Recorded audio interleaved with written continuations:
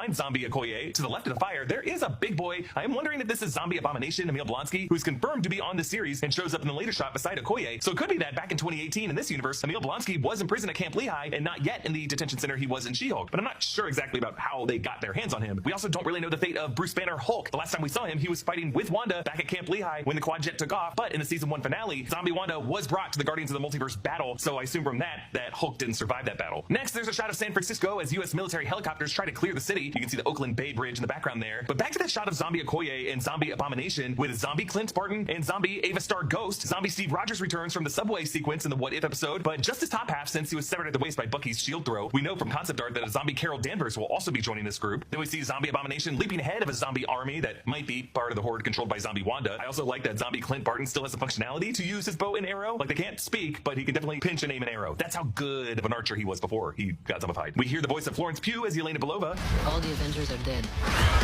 and they're coming for us. Now, if this was in 2018, right as the events of Infinity War were supposed to have been taking hold, we know Yelena was recently freed from her mind control in the Black Widow film, and now doing missions to free other widows around the world, including Anna in her house. That was the flashback shown in Hawkeye episode 5. That is when the snap happened. So that would have been the stage of Yelena's life that she would have been in when this zombie outbreak began. Then we see Shang-Chi telling Katie, all right, we got a world to save. And then we see the two of them apparently sharing the 10 rings as they leap down to this lower level. And I'm assuming they are in the flooding raft prison. Yes, that's the prison where President Ross ended up in Captain America Brave New World. But back in 2018, this was a prison for enhanced persons that Thaddeus Ross had tried to lock half of the Avengers up in. Now, I'm not sure if this is the raft. This just looks like the raft from what I assume are the higher levels of it. And on the floor of this location, on the left, you can see Red Guardian and Yelena and Blade Knight. That's the Blade Moon Knight of the show. But also we know down there is Kamala Khan, Ms. Marvel. Iman Vellani is joining this voice cast. So I assume we must be a few years into the zombie apocalypse here, because back in 2018, Kamala Khan would have been very young, long before she found her grandmother's bangle and understood its hard light properties and their link to time travel into the Nord dimension. But I guess in this reality, Kamala must have had a very different backstory of finding and learning how to use that bangle. We know from 2022 concept art that also joining this lineup is Death Dealer from the Shang-Chi film, who I assume will be joining them from the San Francisco side of the group. That includes Shang-Chi, Katie, and Jimmy Woo. My job means I'm on camera all the time. I'm so aware of every little wrinkle or blemish. It's crazy. So when I'm just taking a selfie to capture a fun moment outside of work, I want that memory to look as good as it possibly can. And that's where Face App comes in. Face App gives you a quick and easy way to edit your photos so that you're always putting your best face forward. It's super easy to use. You just install, take a picture, and choose from tons of different filters until you get your photo looking the way you want it to. Berg, our resident guy who doesn't understand how his phone works, installed it on his phone and played around for a bit. If he can use it, trust us, you can too. The nice thing about Face App is that it doesn't make you look like somebody else. It just lets you tweak your photos to get rid of any blemishes or baggy eyes you might have. You can also give yourself a tan, sunglasses, or make yourself smile. Face App is the absolute easiest way to look like your best self in your selfies. To get started, just click the link in the description or scan the QR code to download Face App and try the pro version for 1 week free. Available at App Store and Google Play. But in the middle of this prison arrives Zombie Namor, I assume with that floodwater. His eyes are glowing red, so if I'm right about that Zombie Wanda connection, he might be her minion. Now you could be asking, who bit Namor? Was it Sue Storm after she didn't hear him say the safe word? I think Zombie Wanda might have sent her forces to the sea, and that's why Okoye was standing on the dock there. This would make this a very rare zombie story where oceans don't geographically isolate a zombie infection from other continents. And as the virus in Wanda's control spreads to the sea, that could lead Zombie Namor to this raft prison. But why are they on the raft? Well, yes, I know as a floating island prison, it would be untouched by the zombie virus until those forces collide there. But who or what are on the raft that they want? Are we going to learn of some other super powerful being that was locked up on the raft at the start of Infinity War in 2018? Could this be where Emil Blonsky Abomination was stored for a time? Or could there be one of the X-Men here whose mutant gene could be part of the zombie cure? I only mention it because Marvel Animation occupies an interesting space where they are allowed to have animated forms of the X-Men in the mix now in ways that they weren't necessarily allowed